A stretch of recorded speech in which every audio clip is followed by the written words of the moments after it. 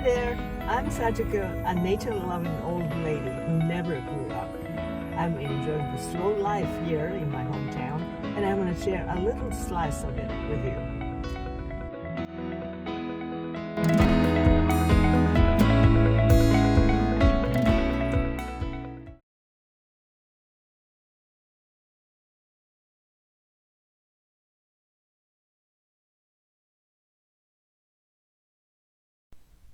My grandpa started this orchard when he was young.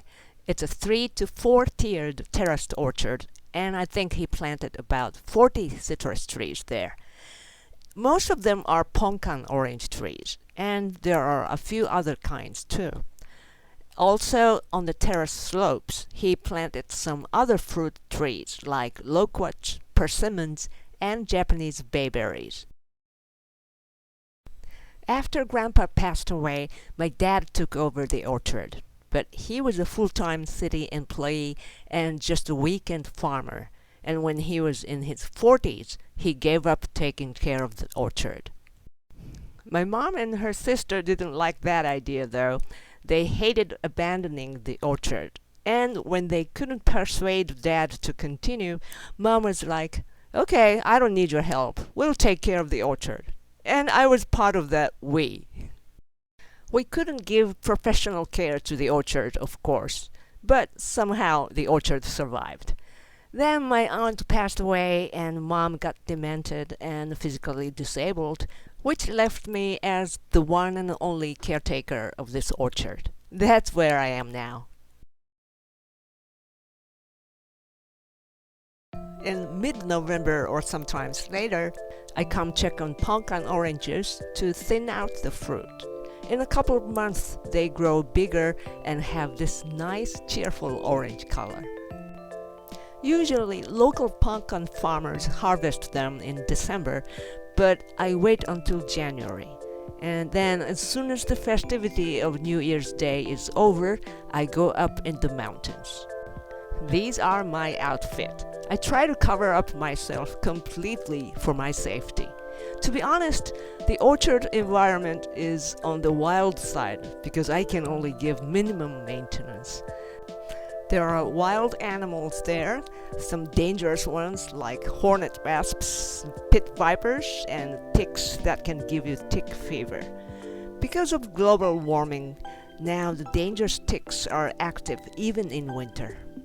My orchard gear: a handsaw for cutting my way through, a pair of scissors for harvesting, and a backpack for carrying oranges.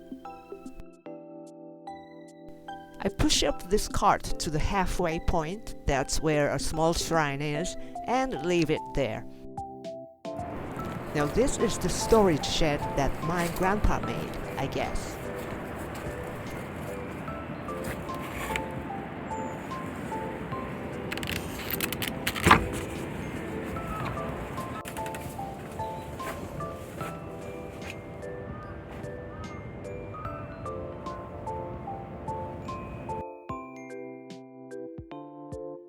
In the beginning of the ponkan orange season, usually empty baskets are waiting for me like this, just the way I left them last year.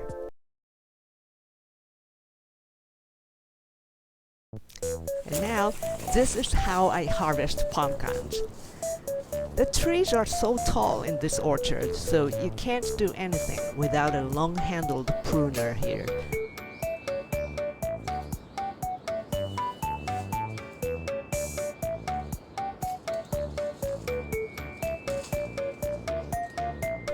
I leave pumpkins on the ground like this until I get tired of looking up. I really need to take a break often, like every 20 minutes or so, and do something that doesn't require looking up.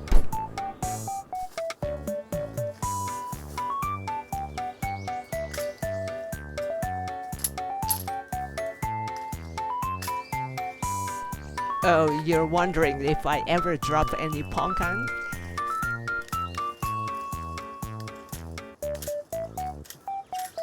Yes, of course I do.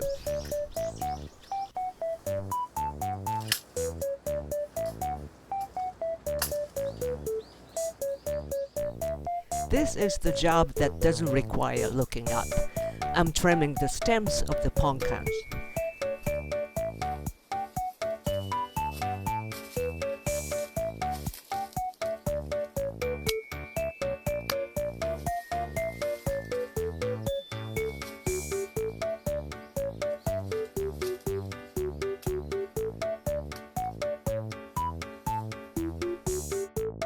By the way, these are the ones I dropped while picking. I completely removed their stems right away so that I won't mix them with the good ones. These will be brought home on the same day and eaten very soon. The harvested ponkans are stored here until they ripen.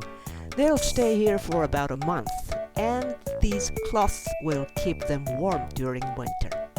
These were actually spoiled flags, the flags with mistakes. My uncle used to make flags like these and gave my dad some spoiled ones for free. So it's been our family tradition to use them for orange storage. If the oranges are not covered carefully, they can dry out and shrivel in cold winter.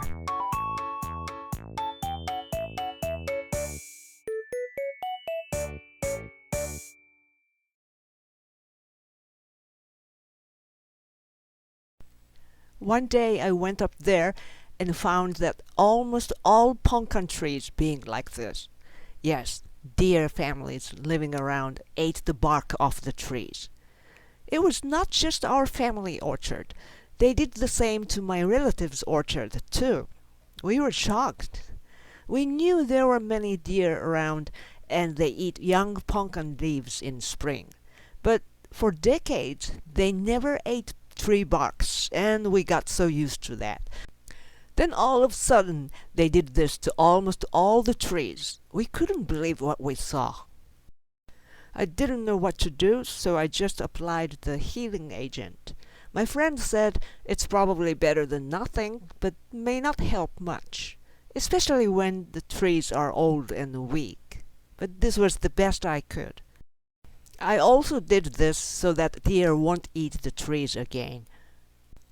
Fortunately, the deer family left some parts of the bark for each tree, and they never ate the barks of the same trees they already tried before. So, the good news is, the trees survived. Most of them did. That's why I've been enjoying decent harvest until today. I truly admire the resilience of the trees. These are just some of the lunch photos I took in this orchard. See, I even tried making instant cup udon noodles here. This is the scenery I enjoy while eating lunch. How lucky I am, right? And after lunch, I usually lie on the picnic blanket and look up. Oh, I just love the contrast of the cheerful bright orange color against the blue sky. This always makes me feel so happy. I would never forget this scenery even after I get very, very old. Now, harvested ponkans are put into this type of plastic containers and stored in the storage shed. Then, what do I do with them when they are ripe? I put them in the backpack and bring them home. It's really hard to walk down the steep slopes with a heavy backpack on my back. So, to take an easy way out, one year I made something like a sled using a cardboard and a rope. It's much easier to slide down the heavy ponkans this way. Yes, it really made a difference. And from the halfway point, I pushed the cart down the slope to bring the ponkans home. This used to be a garage. The oranges are placed in shallow wooden crates like this and then put on the shelves. I set up these shelves 5 years ago. Each shelf board is covered with cardboard so that the wooden crates can slide like drawers. Before I came up with this system, the wooden crates were simply stuck up and I had to take down all the crates above to access the bottom one. My grandpa used this wooden frame to sort ponkans by size. Bigger ones were sold more expensive than small ones, of course. I don't use the frame anymore because I don't really sell my ponkans. Well, I do sell only a small amount to a couple of people who love the classic type of ponkans for nostalgic reasons. But I give them big discount and I'm not getting much benefit from it, so I don't care about the size. So if I don't sell them, then what do I do with most of my ponkans? Just eat them with my parents. Or give them away at several local events. Or use them for baking or making drinks. Like these.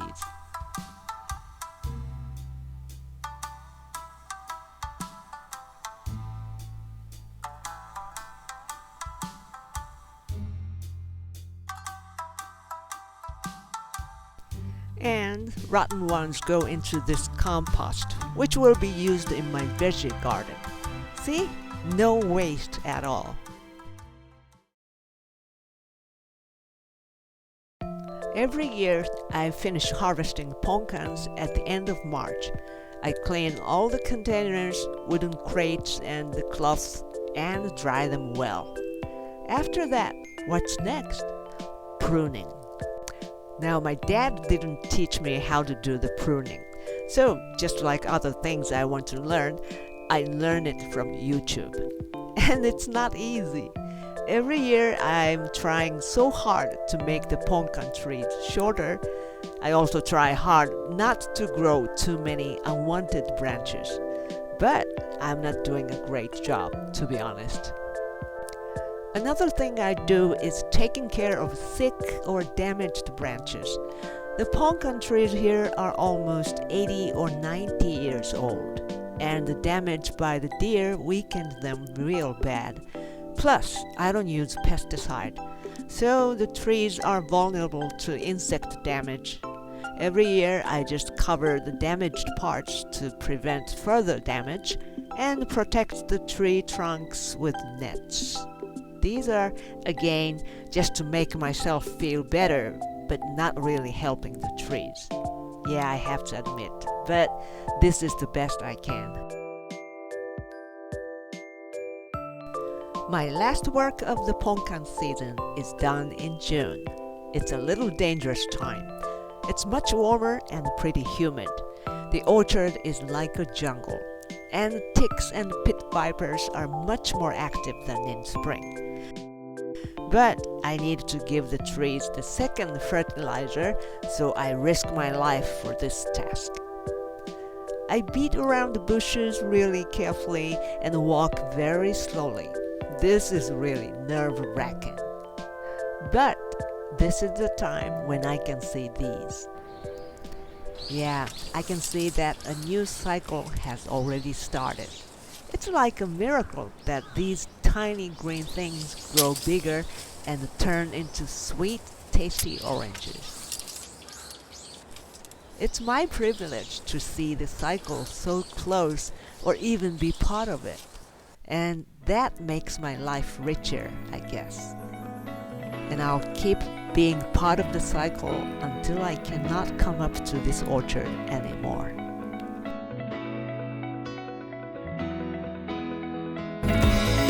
If you thought this was interesting, please like and subscribe.